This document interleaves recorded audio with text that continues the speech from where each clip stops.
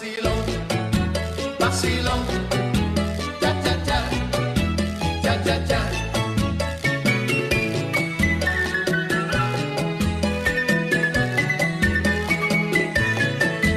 Vacilón, vacilón, cha cha cha, cha cha cha.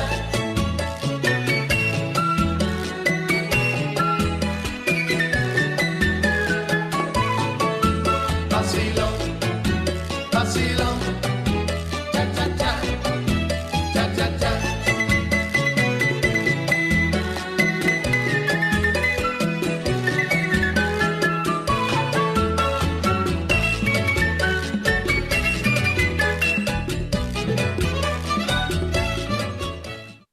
Well, we discussed the mambo last month. The word son is a rhythm from Cuba, which has a variety of tempos, slow or fast, and almost any tune can be set to one of its three main tempos, which is the bolero, which you heard, the son, which you heard, and now this is called the guaracha. The word mambo is thanks to Perez Prado, started the mambo craze, dance craze, with the release of his tune, Mambo Jumbo, which preceded his Mambo number 5, which you heard last month. In around 1955, the triple step guaracha mambo's basic steps were renamed the cha-cha-cha. In the cha-cha-cha, when dancers take consecutive quick count steps of 1, 2, 3, cha-cha-cha, their shoes made a sound on the dance floor, which sounds like cha-cha-cha. So it's called an onomatopoeia of the scraping sound made by those shoes. Personally, I think the name arose because the tempo named guaracha ends in CHA, but that's just my guess. Well, I'll give you some more next time. Welcome, fellow Rotarians and guests, to meeting number 5,293. Our April birthdays are Dick Conniff, who joined us in 1999, and Mike Conniff, who came along in 2003. They're twins from another mother and another father. So happy birthday, guys. Sal Pizarro. Fernando. You joined us in 2006. You're an ace columnist for Mercury News, president-elect. What's going on, pal?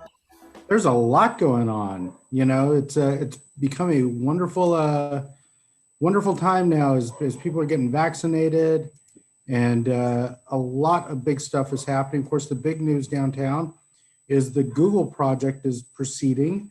The city's released its plan with Google.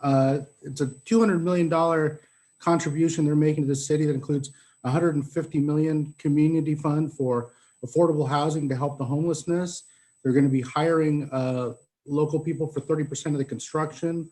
For us who enjoy history in San Jose, they are preserving that great dancing pig sign. They're going to relocate that. The beautiful San Jose Water Building on their property, and the Kearney Pattern Works and Foundry are all being preserved. They expect the first buildings to break ground in 2023, and the City Council will be talking about this in late May. Now, I put a URL up there. You should, if you're interested in this, you should not rely on just what I'm saying or what the Mercury News is saying or any other news organization. You should dig in and read the plan, especially if you plan on commenting on it. And it's sanjoseca.gov/Google project. It's got all the information there. There's a 400-page document, but there's really interesting stuff. So next, I love to highlight new businesses that opened during a pandemic. And there's a new restaurant on South First Street called Good Spot. You can see their sloth is their mascot, and they want to be a place where you can go hang out and chill. They have a soft opening right now. They're open weekends. And their grand opening is April 23rd. I haven't eaten there yet, but a friend of mine, Mona Onstead, went there last weekend and said she loved the oysters. They've got regular oysters and oysters Rockefeller, deviled eggs, and a bunch of different small plates, and then cocktails to come, I believe. So you should check that out. They're just a couple of doors down from Cafe Stritch on 386 South First Street. So a lot of other stuff is now opening. As things are beginning to get better. Three Below Theaters on South 2nd Street. They're doing an Oscar festival with all the Oscar nominated movies. That's running through the Academy Awards on April 25. So if you feel comfortable going to a movie theater again, they're open and ready for business, and they've got a cafe too that you can go to. The Institute of Contemporary Art is now open by appointment. They've got some new exhibitions, and you can see their website there. The Children's Discovery Museum has opened indoors with most of its exhibits. Again, you need to reserve. And one of our favorite restaurants, Original Joe's, is back open for dine-in. They opened on March 18th. So you can dine in or get takeout there from 4 to 10 p.m. Live theater is also back. Broadway San Jose announced its season this week, which opens October 12th with Hamilton, and that'll run for a couple of weeks through Halloween. The other shows in this season are Hairspray, Charlie and the Chocolate Factory, Tootsie, Dear Evan Hansen, and then 1776, which is a much older musical about the Founding Fathers, so that's a nice bookend. And they've got a bunch of add-on programming as well, including a revival of Rent, I believe. And we also, for those of you who might have missed it, the Palace and Apartments moved downtown. It was a big effort. Preservation Action Council raised $300,000 to move this apartment building. And that included a big donation from our own Carl and Marianne Salas, who were real proponents of that project. This happened on March 28th. Habitat for Humanity is going to be refurbishing the building and selling the 4 units as affordable housing, about half of the market rate. This building was built in 1910, designed by Wolf and Mackenzie for a Dutch immigrant named Charles Pallison. And of course, it was cleared so that a 27-story residential building called Garden Gate Tower can be built.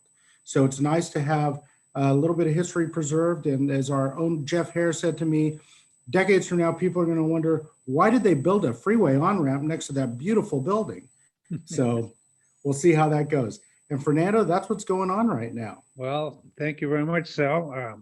I used to work for Stevens Meat Products when I was at San Jose State delivering packaged meats, sandwich meats. And that's Were you the model for pig. the dancing pig? That was the dancing pig. I modeled for it. Doing a little cha-cha-cha. Yeah. And Ojo's, I took Cecily there for our first dinner date. I took her and I asked her to pick me up. And she thought, what?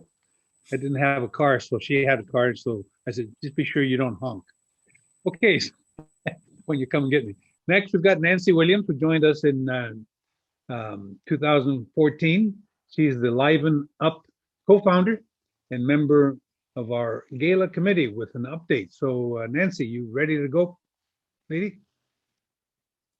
Come on in if you're unmuted. Well, let's see, we are a little ahead of her. Can you hear There me you now?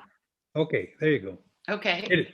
All right. Well, I have some exciting news about the gala. First of all, for those of you who want to get out of your car and eat with friends on site, you absolutely can do that now. I know we've been very ambiguous about what you can and cannot do for the gala. Believe me, this has been a moving target. We've been, talking to the county every day, to History Park, as to what's going to be allowed. But we will be sending out an email very soon that explains how you can reserve a table and sit with your friends at the gala. Now, for those of you who are still not comfortable with large events and gatherings, you can drive through, pick up your food and beverage to take home. And during your drive through, you will be able to enjoy the entertainment. And one of the reasons why a lot of people were confused by the time, the 4 to 7, we wanted to accommodate those people who want to come straight from work, pick up their meal and take it home. So that's why the early start. You will be able to, when we reserve a table for those who want to actually stay at the event, the timing will be different, and that will all be in the email that you will be getting very soon. The silent auction is going to open on May 1st, and it will close on May 7th. So you'll have a whole week to bid. I think I mentioned in a prior presentation that we have a different software program this year. So you'll be able to peruse the items on your laptop. You're going to be able to see them very well. The pictures will be very clear. And we will once again do a raffle prize.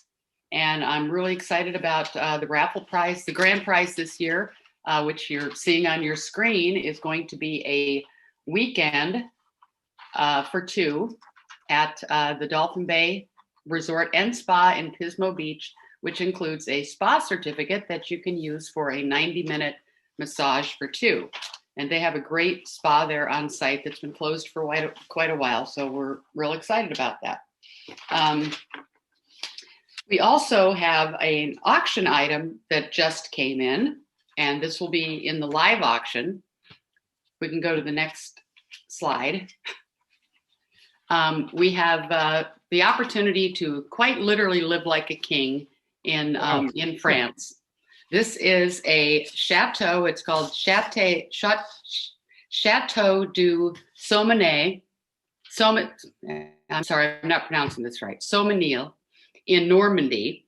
And it's been meticulously restored by its current owner, who will host 2 couples at the chateau for a week, where you will be able to go out on day trips to see the beaches of Normandy, Monet's garden, and the water lilies that were painted. So this is something for history buffs, for art buffs. It's just a wonderful location.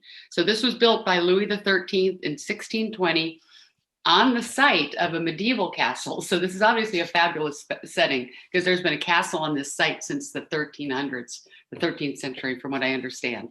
So it's been meticulously restored and is now open as a bed and breakfast. It's actually just opened as a bed and breakfast, so you can be one of the first guests to enjoy this fabulous setting.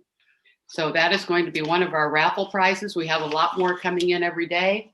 For those of you, I'm sorry, not raffle prizes. That's a live auction items. But going back to the raffle, everyone who buys a ticket to the event will be in the raffle.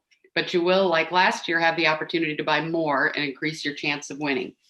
So information on how to get your tickets, how to reserve a table, how to participate in the live auction and the silent auction, and how to buy raffle tickets will all be coming in a email very soon. And again, we apologize for the fact that all the details related to the gala have been somewhat of a moving target, but this is the week that everything is getting finalized and firmed up, and we know exactly what you're going to be able to do. And just stay tuned for that email that's coming out. Is that it? Is that it? You have more? Oh, we are still accepting auction items, and they're coming in, and they're coming in frantically right now, and we're loving it. And you can still submit auction items right up until April 20th, which is a couple weeks away.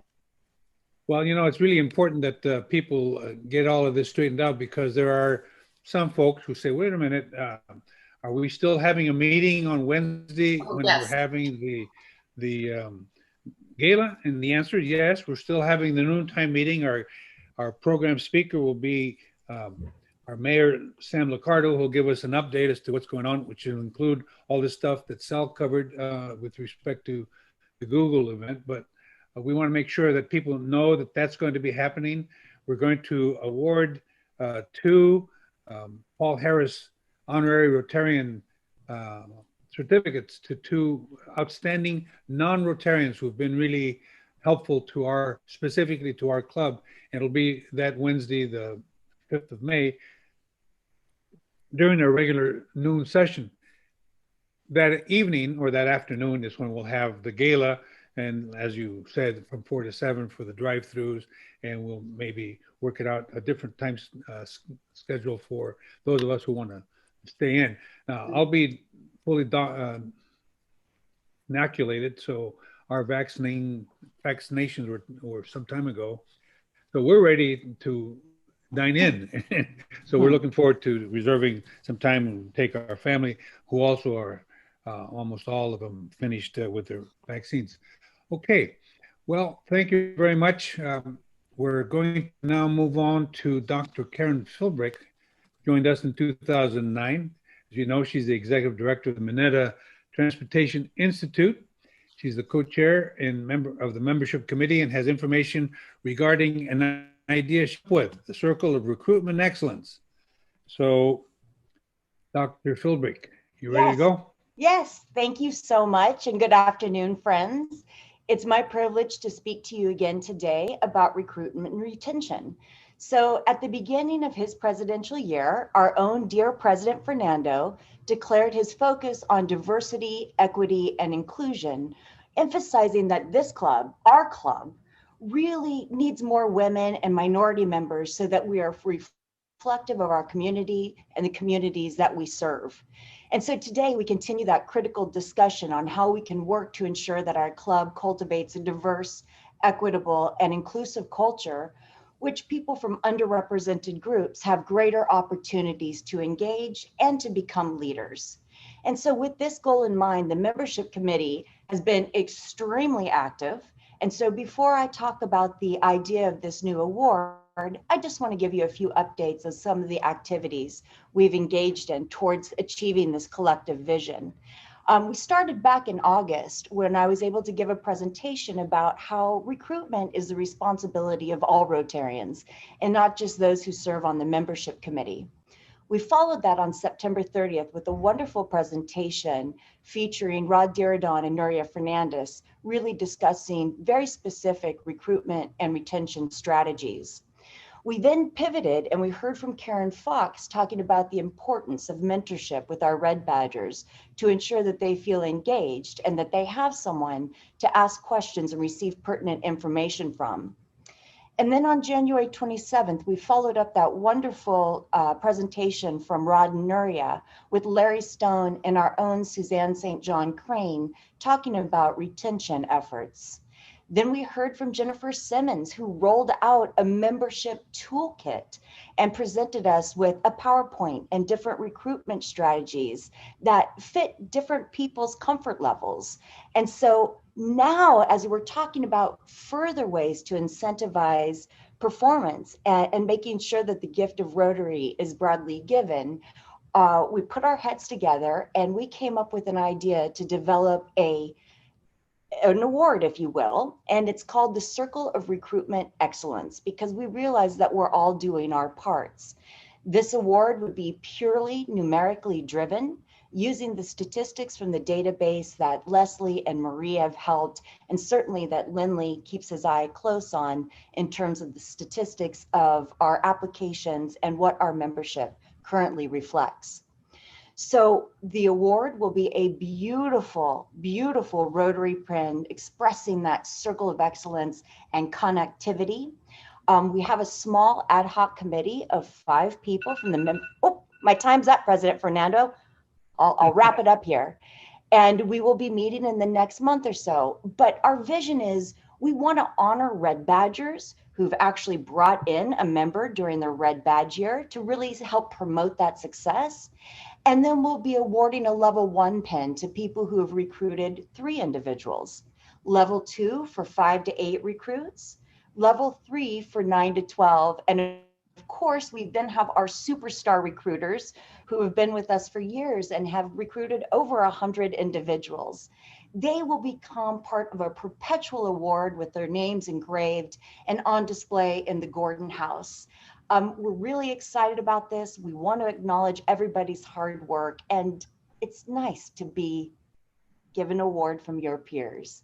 So please, not that this will push you over the edge for recruiting, but remember the gift of Rotary and the most precious gift we all have, which is our time.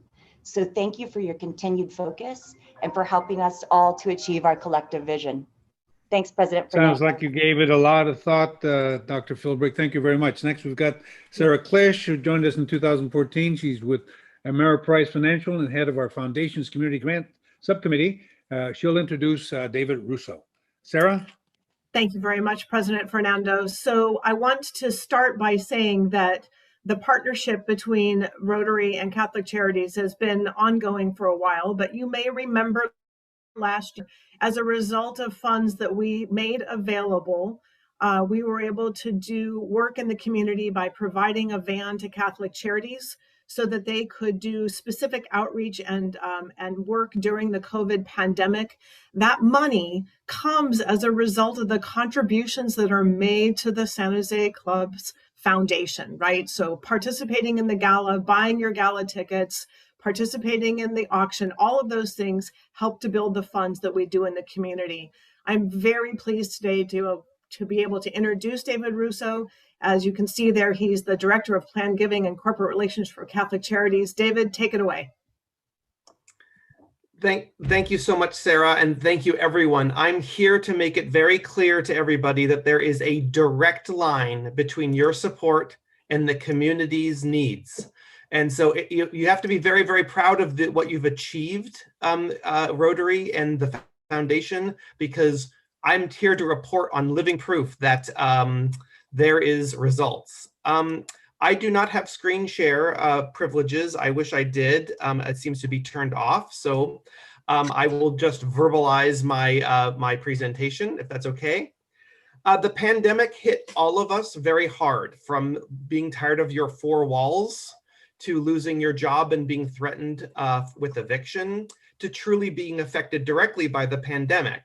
But I want to let you know that our community's leaders and responders also were deeply impacted. I'm here to share with you that Rotary Club member Greg Kepferly, who is our CEO, did have a heart attack in December. He is doing really well. He had complete open heart surgery. He has been in a long but steady and very positive recovery. And I'm here to report that he's doing great. He's back at work on a limited basis, and he's walking 2 miles a day, and he sends all of his love. I also want to share that, of course, our dear, dear friend, Chris Wilder, has also struggled from the stress of the pandemic. He is recovering and now at the care of Valley Medical. And if you'd like to support him, he has something called a Caring Bridge. It's www.caringbridge.org/visit/Chris Wilder. Finally, I'd like to share that we are just incredibly humbled by the Rotary Club Foundation support. It's just been absolutely tremendous. As Sarah's already mentioned, our emergency response vehicle that you enabled for us to deploy incredibly quickly just produced fantastic results. It's flashy and really impressive looking. It's a presence at locations. As we say, it's a beacon of hope for people. They see the logo, they see the community, and they know that they can come to the van as a safe resource. So that van, excuse me? You're a co-host, so please share anything you'd like. Okay, I'm going to do that now. Great, thank you. I apologize about that. I'm hoping everyone is seeing my slide presentation now. Let's see if I can present that. Good. Okay, there in the bottom left corner is the van. And what that van helped do for us immediately during the pandemic was to support 12 food distribution sites located at various parishes throughout Santa Clara County, including all the way far down as Gilroy. The food distribution sites, the van did the rotation through the week, and really just in very impressive results. You can see the results here. We averaged about 500,000 meals a year prior to the pandemic and prior to the van's deployment. And because of the van's support, we were able to distribute 9.8 roughly million meals. That's just spectacular. A phenomenal response in the community. And let me make it very, very clear. When you're sitting at the Rotary Club Foundation Gala and you buy that bottle of wine with your friends, or you buy your ticket, this is the direct line. It's fun and it's communal and amazing, but just feel awesome about what you're doing in the community. And here are the direct results. We served almost 289,000 families, and that's through, it really is through, in part from the support of the Rotary Club Foundation. Next, here's one of the distribution sites. Next, I wanted to share that we were a recipient of the community grant process, and we are just so humbled and thankful for the foundation because what we asked for is we serve seniors out of our Santee location through a program called the Franklin McKinley Children's Initiative. I know it says children, but it's really a whole family center. We serve seniors from this location, and because of the pandemic and the pandemic restrictions, we were not able to provide direct support that we normally do. And what Rotary did for us is allow these seniors to be connected. We were able to purchase tablets and internet services through a grant. And now our seniors are connected to their English as a second language courses, their exercise classes, their counseling, their nutrition classes, their group sessions, even dance, movement, and yoga is happening virtually now. So just incredible, incredible impact.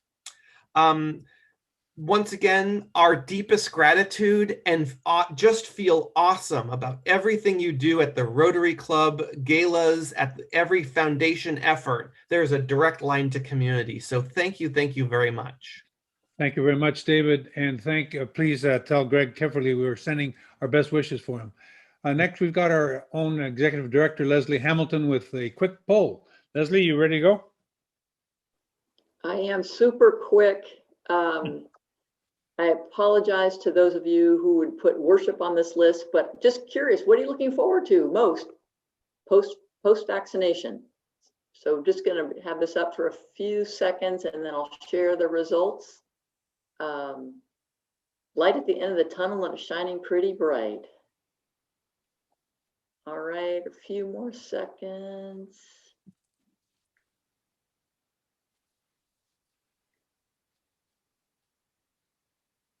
All right, I'm going to go ahead and close it and share the results with you. All right, family's the big winner, followed closely by travel and social gatherings. Okay.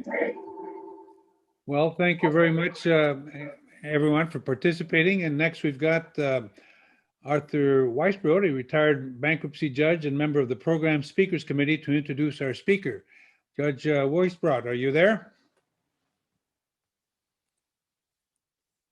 Are you unmuted? Myself. I'm unmuted. Dr. Lucy Shapiro is a brilliant, world-famous scientist.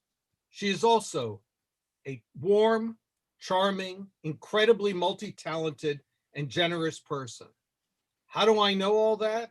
For starters, I suggest you watch the 23-minute video that I have requested be put in the chat now.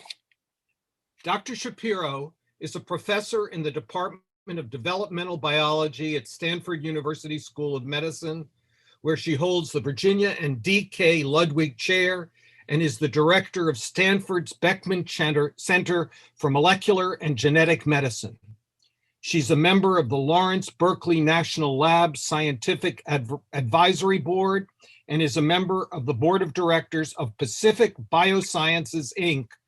She co-founded the anti-infectives discovery company Anacor Pharmaceuticals that was recently sold to Pfizer for over $5 billion. She has co-founded a second company, Baragen, providing novel antifungals for agriculture and the environment. Her work established a systems engineering paradigm underlying cell differentiation that has yielded fundamental insights into the living cell and garnered her multiple awards, including the International Canadian Gardner Award, the Abbott Lifetime Achievement Award, the Selman Waxman Award, the Horowitz Prize, and the 2020 Dixon Prize in Science. In 2013, President Obama awarded her the U.S. National Medal of Science. She's an elected member of the U.S. National Academy of Sciences, the American Philosophical Society, the National Academy of Medicine, and the American Academy of Arts and Sciences. Please join me in welcoming Dr. Shapiro to our Rotary Club. Hi, can you hear me? Am I unmuted? Yes, you're unmuted and we can hear you. It's a pleasure to be with all of you today, especially as we're coming out of the tunnel of the pandemic and things are looking up, and we have a race between getting shots in everybody's arms and dealing with the variants so that our entire economy can get back on track. You know, I'm sure everybody sitting here now remembers the day in March of 2020 when you said, how can this be happening? Is this really true? Are we really going to be locked down? Are we in fact faced with a pandemic on our shores for the first time in a century. And, you know, I remember that day, even though this is what I do for a living. This is what I teach. This is what I knew was going to happen, but I really didn't. And so what I would like to do now in the few minutes that I have with you is address three things. One, why? Why did this happen? You know, did it happen like a bolt of lightning? Where did it come from? Two, what do we know about this virus? It's not just a bad flu. And what it will mean to us in the future is extremely important to how we conduct our daily lives, our businesses, and running things that have to be organized with respect for the health and safety of our nation. And the third is, how do we prepare for future pandemics? And I'll try to go through this clearly and simply. And the first thing that I want to stress is that pandemics happen. They've happened through millennia. What's different now is starting about, I would say 15 years ago, we suddenly had appearing, and you probably all remember this, in the news, new viral infections. We had the West Nile virus. We had the first coronavirus, SARS-1. We had dengue fever, Zika virus coming up from Brazil and the Far East, and coming to our shores. Offshore, we had Ebola virus. What was going on? I mean, suddenly there's been a dramatic uptick in new pathogens and old pathogens in new places. So this was a clear warning. So why? Why were we faced with these increasing global infectious disease threats? What are the factors? Number one, global overpopulation, deforestation, and urban crowding, so that whatever hit could be easily transmitted from one person to another. But deforestation means that viruses and other pathogens were getting out of places that they were sequestered to before. They were being released, okay? At the same time, we had geopolitical upheavals, displaced populations, immigration, populations living in very contiguous conditions, which foster transmission of disease. Three, we have, jet travel. You can be in Nairobi one day and Chicago the next. Global trade, loss of our borders, have all led to the fact that we live now in a global village, whether we like it or not. There are no islands. We are one place. And finally, the one that we don't often correlate to emerging infectious diseases, but is a major factor, is climate change. And that's here, it's coming, and it has already had an impact. So how does climate change affect what's going on in infectious diseases and global health? Well, let me see, to put it simply, the biological ecosystem of this globe is highly tuned to environmental fluctuations, and the equilibrium of this system is now askew. It's been challenged, and that's affecting almost everything that's living on this planet. You know, the Earth is not static. It's constantly changing over millennia. There have been cataclysmic events. There have been periods of climate change that we all know about, but they extend over thousands of years, tens of thousands of years. Right now, we're in the middle of one of these cataclysmic events. The difference being that this cataclysmic event is man-made and is happening in very rapid geophysical time. It's happening right in front of our eyes. And to use the word global warming is not accurate enough. What it really is climate change. So different things are going to dramatically and rapidly change on different parts of this globe. One of the things that has changed, and it's not something that's going to happen in the future, but it's happening now, and the reason that we're having all of these infections is that changes in climate result in changing the habitat of the vectors, the mice, the mosquitoes, the bats that carry these viruses that are being loosened on our globe and infecting us. And, you know, it was inevitable, given that a pandemic strain would arrive on American shores. And furthermore, we knew it was coming. You know, I teach this at Stanford, and I've been telling my students this for years. And yet when it happened, even I said, you know, I thought it was going to be a flu. I thought it was going to be a flu virus that had mutated to incredible contagion, but no, it's a coronavirus in the same category as the common cold viruses. And so here we are. We had to rapidly identify this. It was first sequenced and identified in China. It's believed that somehow or other, this virus originated zoonotically from an animal, most likely bats, through something else into a market, and then through a population. We don't know that for sure. Wuhan is the site of a major virus institute where they do a lot of research in viruses, and we in the United States participated in that. So we can come back to this again later. But what was inevitable was that the viruses were going to get out because we now have the vectors in places where they were never before. Dengue virus is up in the Carolinas.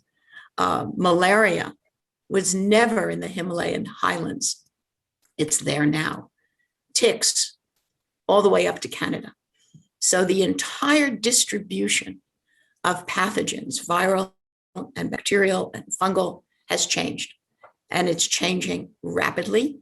And this is not something in the future, it's now. So what makes SARS-CoV-2, which is the name of the virus, a pandemic virus? Number one, human to human transmission. Most viruses don't do that. This does. How can you catch it? You know, you can sneeze or cough and there are droplets that contain virus and you breathe them in. Much more worrisome is that it's now been verified that aerosols just released from your mouth when you're talking, singing, exercise, are there in high titer and can infect you. The most important is asymptomatic infection and contagion that occurs 4 days before and multiple days after symptoms abate. So you don't even know when you're with someone who is spewing virus at you. Finally, we have super spreader events where you have great crowds and some incubator, some person is spewing out extremely high titers of this virus. So it was like a perfect storm. It appeared, we have no immunity to this thing. It spread rapidly and easily right around the globe. And we were caught in a situation where we needed information for the population of our country and globally. Now, as a counterbalance to the damage to our planet that pandemics are and will cause, we're in the middle of a technological revolution. And this is where the good stuff comes in. This is where the hopeful stuff comes in. And that is, over the past 20 years, we in the laboratories have all learned that we can get at all genetic information, all the information stored in our cells, in the viruses, in the bacteria, in plants, everything. And we can access it, sequence it, and understand how to set up tests to identify what kind of virus is around, how to, in fact, sequence the full thing to find variants. and in fact, how to develop new vaccines to make these things work. And so, you know, people say, oh my God, we put so much money in and we pulled off a miracle and we got these vaccines in months instead of years, 10 years usually. Why? It isn't as if the new technologies that were used were born on a clamshell. They have been being developed for 10 to 15 years. And we knew that ultimately this work could be done. But we as a society are reactive instead of proactive.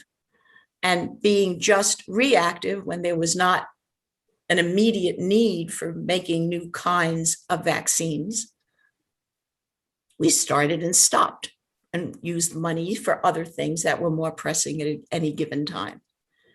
The exciting thing that happened is we were able to figure out how to get the genetic information inside the COVID virus and put it into a little that into us. You inject that little piece of information in something called RNA. That thing then codes for the spike protein on the surface of the COVID virus. Then your body makes antibodies to that spike protein that is made from the instructions that you just injected into someone's arm. This is true also for the vaccines. So that's the basis of the Pfizer and Moderna vaccine. Another kind was to, instead of taking the RNA message or information packet, we were able to take the DNA that codes for that and take that little piece of coding DNA, like a tape recorded message, and put it into a harmless virus called adenovirus and inject that into your arm. And then that produces the RNA, which then produces the spike protein to which you make antibodies. So this was new, and we were able to bring it to fruition in lightning speed. With each trial, each phase 3 trial was over 40,000 people. And it's been quite amazing to watch. Now, what has happened as you are all listening and listening to the news and reading the papers, is we are getting variants, and they are worrisome. What is a variant? A variant is when you make a mutation inside the instructions that tell the virus what to do. Let's say inside the instruction that gives you the spike protein. You make a mutation there, which makes that spike protein bind more tightly to the host cell in us. And there are many different kinds of mutations. They happen normally, but some of them make the virus better for itself, make it more efficient in infecting your cells and making more of itself. And these are popping up around the world and are going to be something that we have to contend with. So the variants from the UK, from Brazil, from South Africa have probably a 60% increase in transmission. And in places where we're getting spikes, we can sequence the virus DNA, RNA, and the genetic material and say, oh my God, this is the UK variant. And it's now in 27% of the cases in the country and growing rapidly. Because the technology has been so incredibly fast and successful, we are able to change the sequence of the particular RNA or DNA that we put in to a vaccine into our arm to accommodate the sequence of the new variant, which means in the future, we might have to go to booster shots. And this is already being designed and manufactured. We're just beginning that. So given the variants, given the fact that we've had this incredible rollout of vaccines that is going to change the way in which we respond to this pandemic, there's hopeful things going forward. But it's important that we all know what's behind all this, that this pandemic is not a one-off. It's not a bolt of lightning. There will be more. And we have to be prepared to deal with more in dealing with our economy, in dealing with our educational systems, and in dealing with the health, not only of our nation, but of the globe. So what do we have to do? And I'm going to go through very quickly the points that we need for pandemic preparedness. Number one, surveillance. The new technology is allowing us to rapidly sequence the genetic material so that we can track pathogens worldwide and identify them early. I have to stress again that we're not an island, and that tracking must be not only in our country, but globally. And there has to be communications amongst the countries around the globe so that we can work together to help protect ourselves. Number two, we need rapid establishment of ongoing testing for the spread of the new pathogen. We were all caught flat-footed. I mean, we really were. We were not ready for this. We were not ready to put out testing. All the groups that had been established at the CDC were disbanded. And suddenly here it was, we didn't have the supply chain. We didn't have the ability or the people, not only to design these things, but to communicate honestly and openly with our population. So right now we have to prepare for viruses that we don't even know about yet and how we're going to deal with them. The new technology we have, as I've just told you, allows us to now rapidly create vaccines, and we have to keep that updated, funded, and at the top of our agenda at all points. I know all of you realize that the supply chain has been and continues to be a problem for organized testing, PPEs for personal safety, ICU equipment, the design of new therapeutics, vaccine dispersal. You know, designing the vaccine is the easy part. Getting them manufactured in scale-upable quantities and injected into everybody's arms is the real challenge. I must say, one of the best things I've heard is, as of today, 80% of school teachers and elementary school staff are vaccinated, which is really, really great news.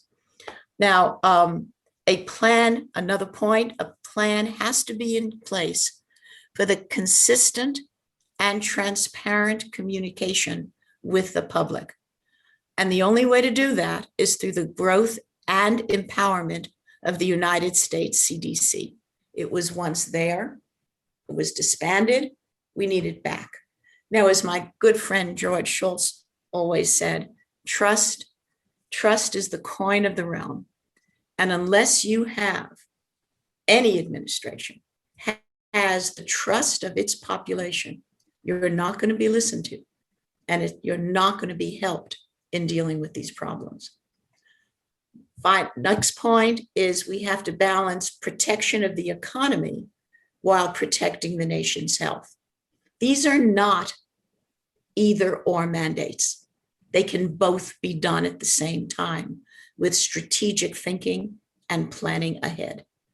Above all, we need diplomacy to establish lines of international communication about new pathogens, global surveillance, access to data, vaccine distribution. Countries that do not have the wherewithal or the finances to provide the vaccines and the healthcare that's needed to deal with a pandemic. You have to remember, the bugs don't know any borders. We are living in one space, no longer isolated.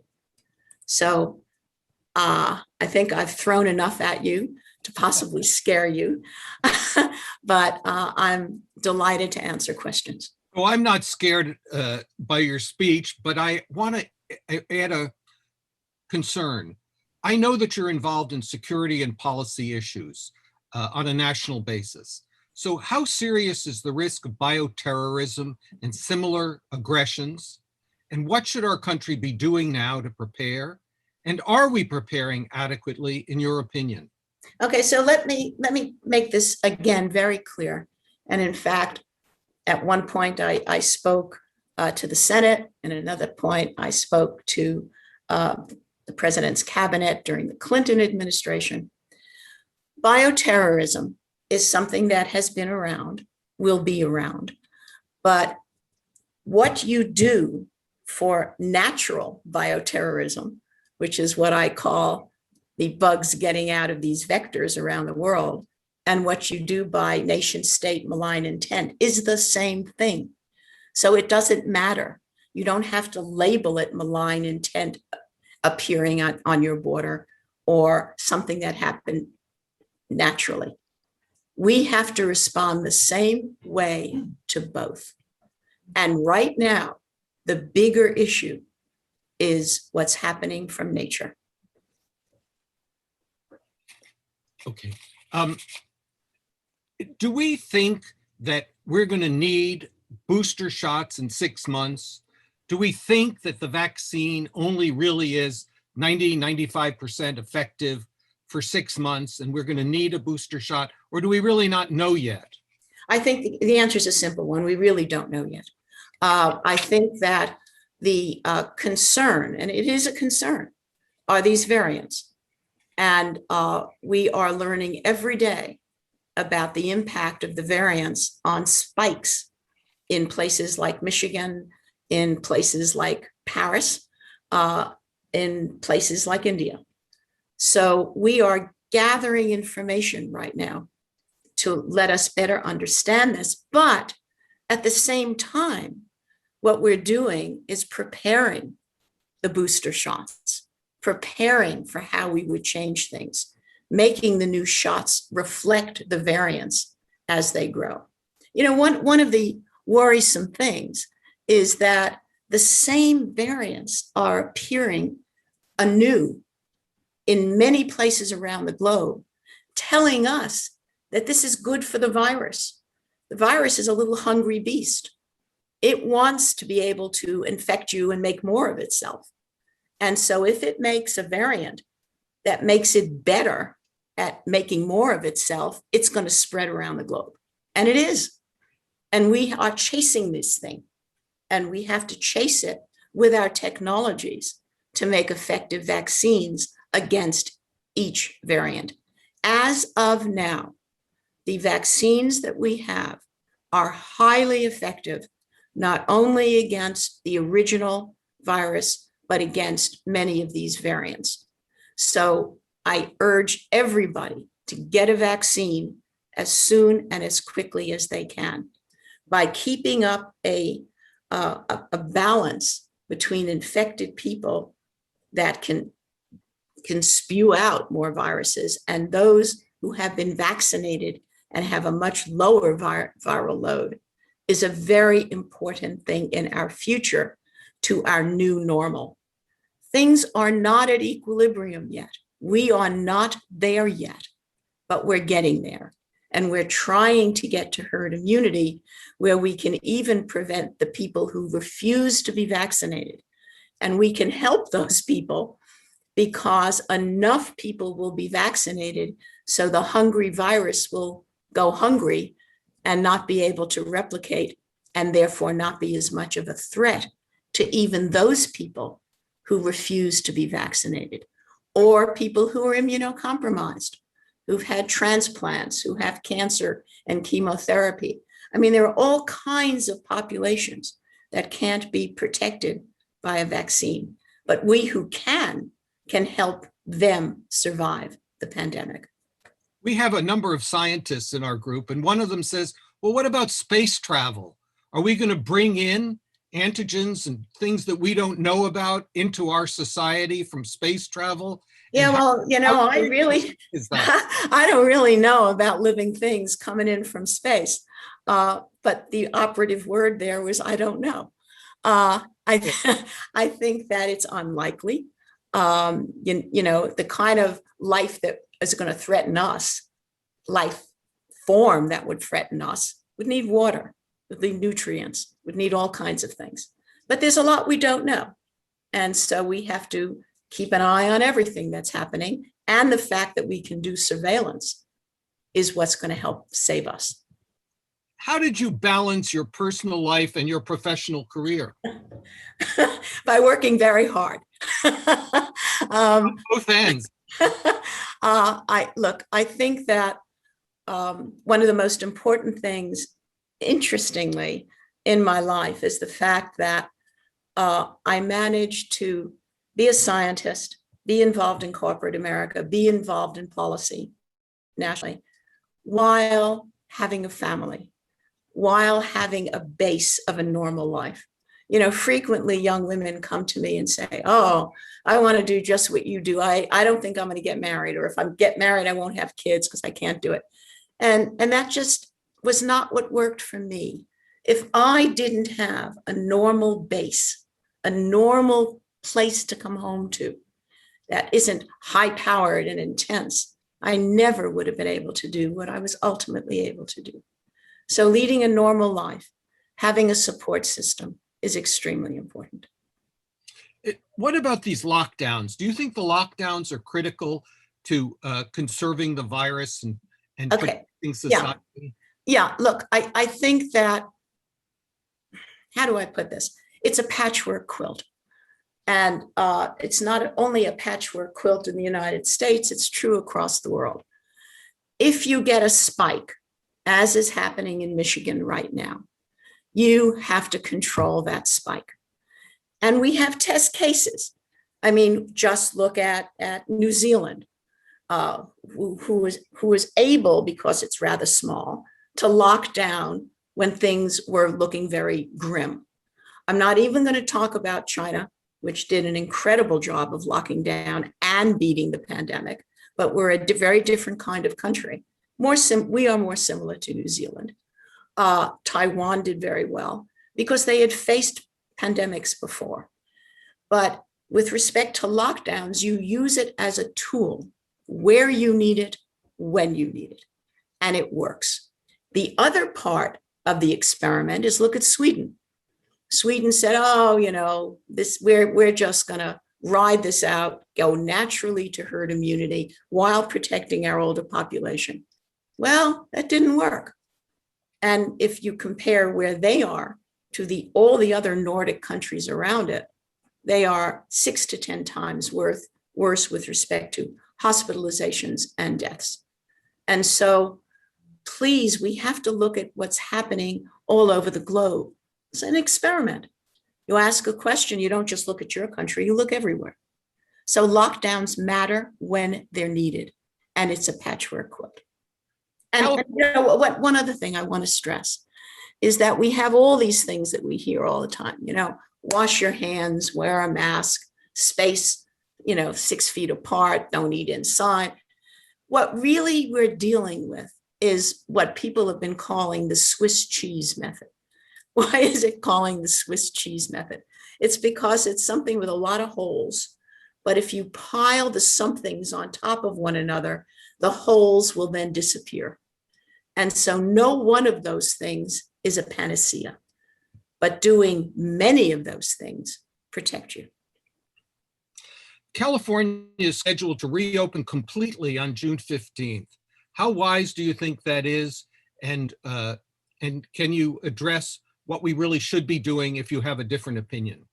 Look, I think it depends upon where we are at June 15th. What is the rate of vaccination? How many people have been vaccinated? Are there no longer spikes in our state? Where is our economy? Are kids all back in school? So it's a moving target. And we have to reassess every week, week by week, where we are in each of those parameters. Right now, it's looking pretty good. And I'm very hopeful that there'll be some kind of normalcy. Don't kid yourself. We're not going to go back to where we were January 2020. No way. Not that soon. It's going to take longer than that, but we'll be much better. We'll be vaccinated. We'll be seeing people. And, I don't know about you, but if I'm sitting down at dinner with people, I want to know whether they've been vaccinated. Absolutely. We have this huge world of developing countries with billions of people who haven't been vaccinated all over the world. And you're talking about a one world situation. The developing countries are vaccinating their people, but there's this rest of the world. And what are we going to do about all of that, and how? Boy, that's way above my pay scale. No, look, I think that this is an issue that everybody is confronting. The World Health Organization, first world countries, second world countries. And, one of the most interesting things that I did a couple of years ago was address the G20 people involved in world economy. And I was able to speak directly to the leaders of Ethiopia, to the leaders of other African nations, to the leaders of France and Israel. And they're all concerned and all wrestling with this problem of how are we going to help one another. And of course, our original response is, oh my God, I want to make sure I have the vaccine. And whatever I have left over, let me see what I'm going to do with it. But that's short-sighted because we live in one village. And we may get better here, but it's going to be a problem as we start traveling, as borders open up all over the place, as supply chains come from India, China, Alaska, Brazil. We're on one globe, one village. Viruses travel. Thank you very much, Dr. We have a certain time cutoff for our formal part of our meeting. Are you able to stay on a few minutes longer after this? Sure, I'd be delighted. Well, thank you. I'll just quickly say to those who are still tuned in that next week we'll have Congressman Adam Schiff with an update from Washington, D.C. As we know, he heads Los Angeles's 28th Congressional District. He's in the 10th term as in the House of Representatives, and led the recent House impeachment inquiries, a former federal prosecutor, and he promises to give us a new look, or at least a more updated look on Washington, D.C. So thank you very much, Rotarians. Like my favorite immigrant governor might have said, hasta la vista, Rotarians. The Zoom meeting stands adjourned. And now back to Dr. Shapiro. So Arthur and Dr. Shapiro, take it away. What about nasal delivery? One of our scientists asks, is that a realistic possibility rather than injections in the arm to deliver? That is being designed right now. In fact, I know people who are doing that. It's coming out of Stanford. Someone named Dr. Daria Mosley-Rosen is in fact designing nasal vaccine or nasal protection. So everything you can imagine is being designed, and people are trying to get nasal as well. But right now it's not here. So right now you need a shot, and you need a shot as soon as you can. So tell us about your early background. There you were a child, and then you were in college, and what you studied, and how you ended up being a world famous scientist. Yeah, focus. I became incredibly interested in chemistry, even though I was a fine arts major in college. And it was clear that chemistry was the window into global health and basic fundamental science. I very quickly wound up with a PhD in molecular biology and molecular genetics, and then continued on because it was a passion. And, you know, anybody who is involved and excited about something for a lifetime has a passion. My passion was basic science and chemistry. And here I am. I know you recently celebrated a milestone birthday. Oh, yes, I What- did. What are your great professional ambitions going forward? I know it's not to retire. No, my ambitions going forward are to continue learning, but most importantly, to work on the transition between basic research and laboratory and medicines for humanity, and how to transition those two things. Also, how to be able to present science to the US public in an understandable package so that we can build trust, so that we can build communication for the future. So a combination of building companies for therapeutics, building ways of communicating with people, doing the science we need to do. That's what keeps me busy and active and excited about the future, even in the face of this pandemic year. Tell us There'll about be more. the companies that you founded and the company that you're about to found or that you're going forward with. So the original one, Anacor, was really stimulated by my great concern that all of our antibiotics were becoming fairly useless. The various pathogens were finding ways around responding to our antibiotics, just plain evolution. So it's not terribly surprising. But the situation was dire. The large pharmaceutical houses were not designing new antibiotics, not designing new therapeutics for infectious disease, because we had antibiotics and antivirals. Well, that was not working anymore. And so I decided that it was important, because I knew how to do this, to try to design a whole new way of making therapeutics for infectious diseases. And I hooked up with Steve Benkovic, who is a brilliant chemist, my husband, Harley McAdams, who a physicist, who is become interested in living systems. And we applied to the Defense Department, actually, for some money. And they took a chance on us. And we developed a whole new chemical library that led to new drugs and led to the explosion of Anacor as a very powerful company. Then when that was sold, I said, well, we have all this chemical entity that's new and exciting. What's critical? And what's critical are our food sources, agriculture. And then the next company was based on that. So just keep designing, keep inventing, keep moving forward, and keep people listening to you. How close are we in the United States or in the world to developing or purchasing a vaccine for children? Well, I mean, you're saying there's a vaccine for children. The vaccines we have will probably be very effective with children. We don't have to purchase or make new ones. We need the trials, and the trials are going on right now.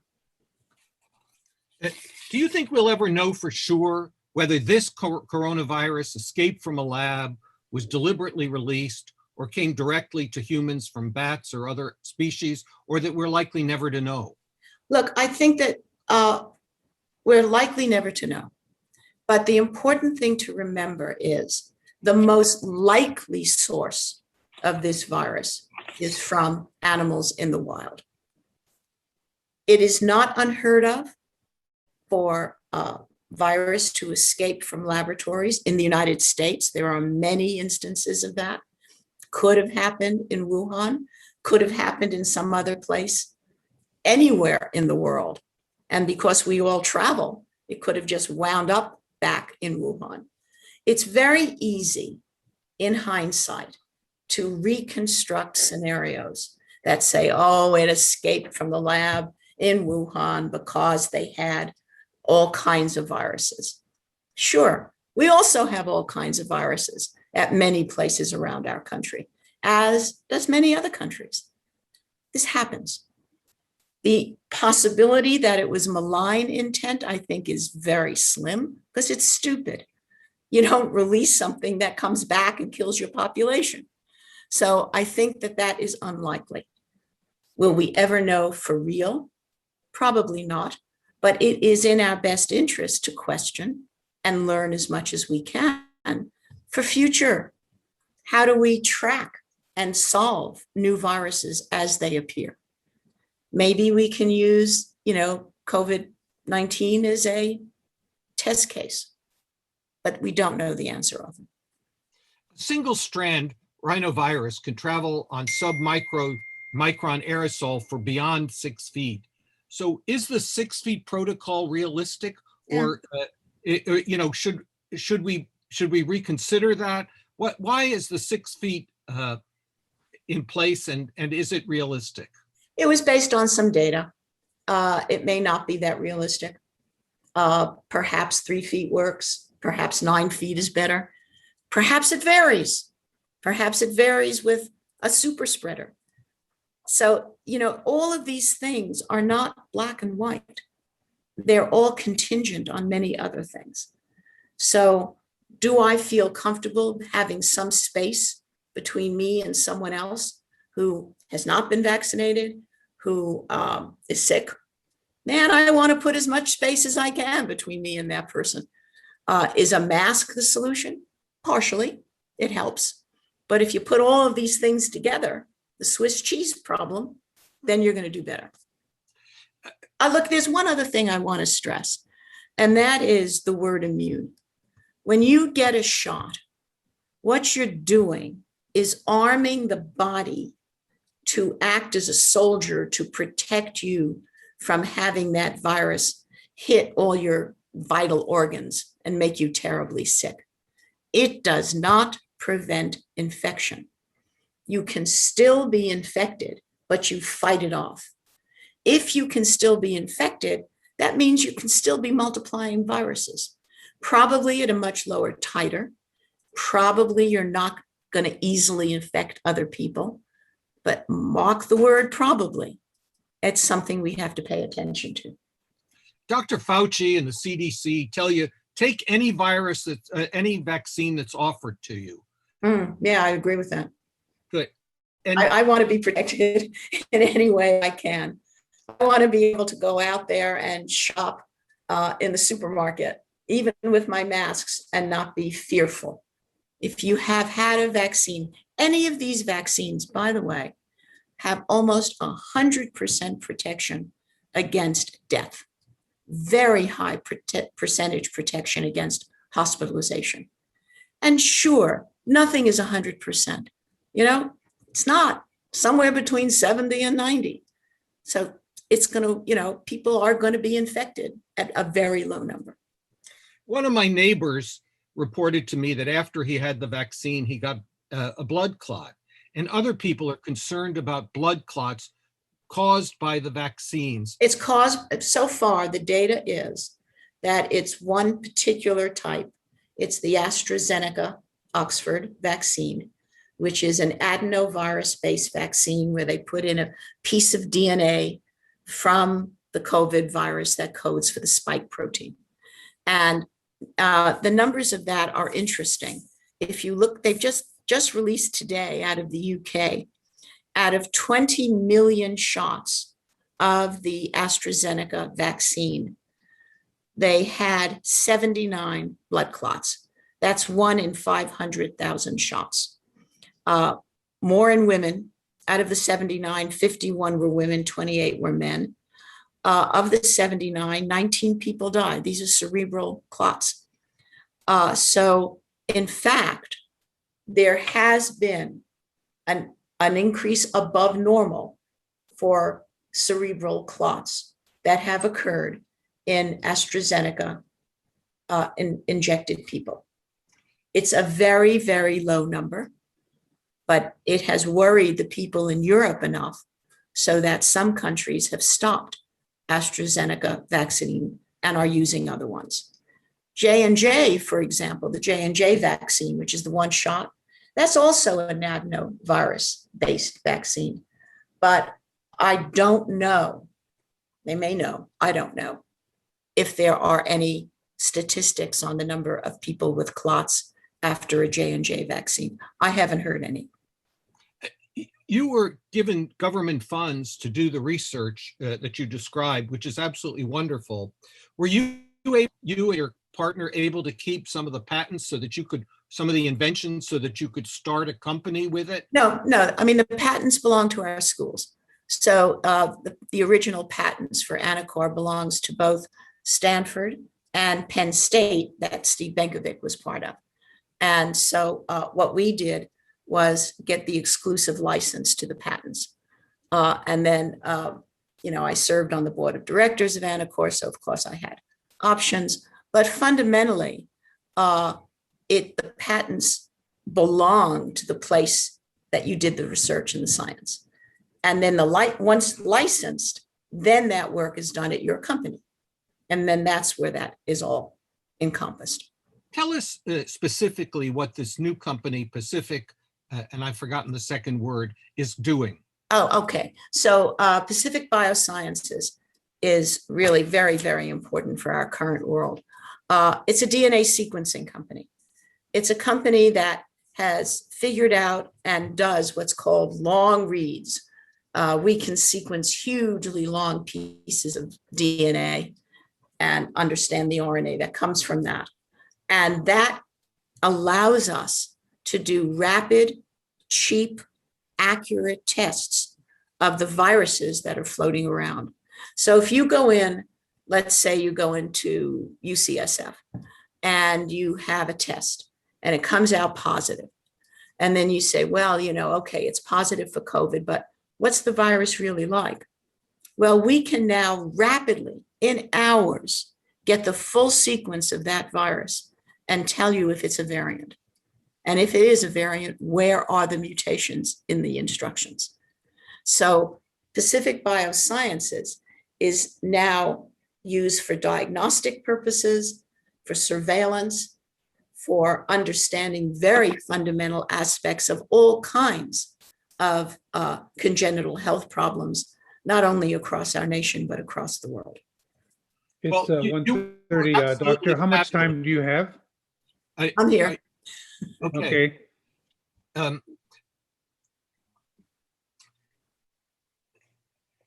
How much of your time is spent in school at Stanford teaching, and how much is involved with Pacific Biosciences, and how much you're also involved in policy and security issues? You're like 12 people in one Brooklyn gal. Can you explain to me, and you're married, and you have children, and you have grandchildren, if you were to talk to somebody on a personal level, how do you do it? Well, look, the core of what I do is my lab, my students and my postdocs. Teaching is just occasionally.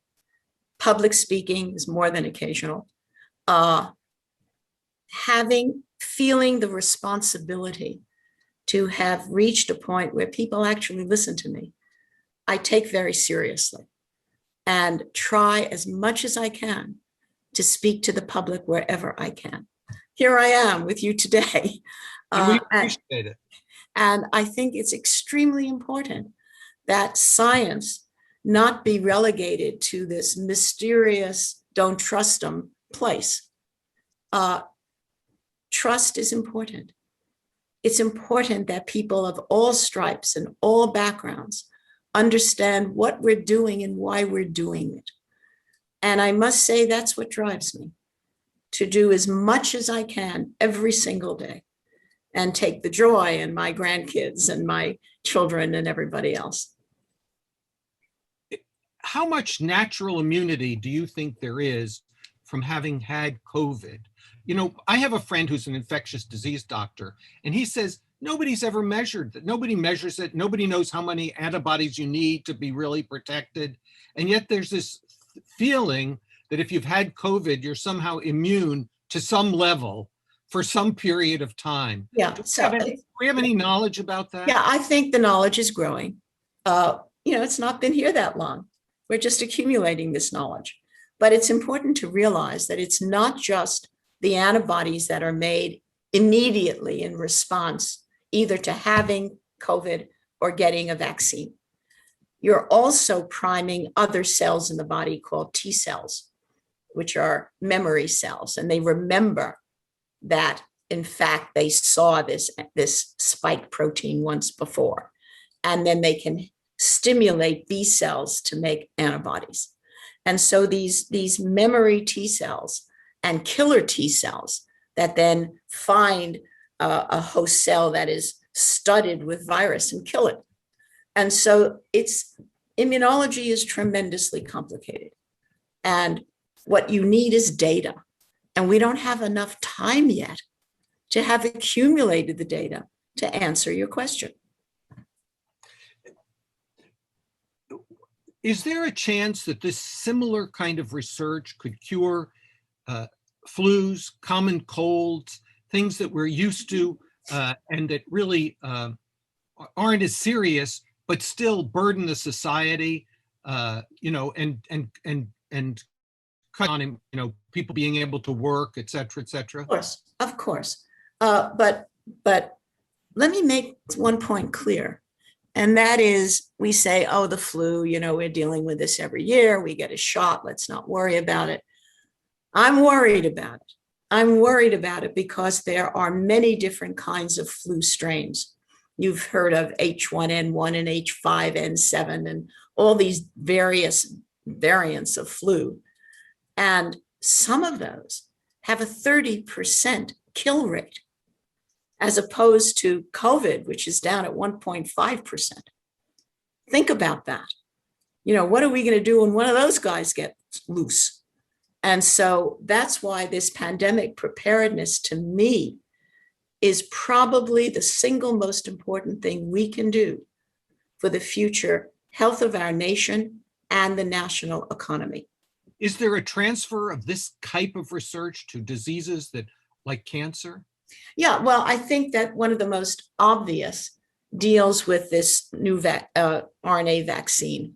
So on the surface of cancer cells, there are specific kinds of proteins. And perhaps we can make, quote unquote, cancer vaccines that will kill the proteins that come on the surface of cancer cells. This has been the holy grail for a long time, and it's being worked on in laboratories all over the world. So the answer is yes. Any basic information is transferable. Okay, well, you were a fabulous speaker. I have to tell you that when I saw your video, I fell in love with you. So there you have it.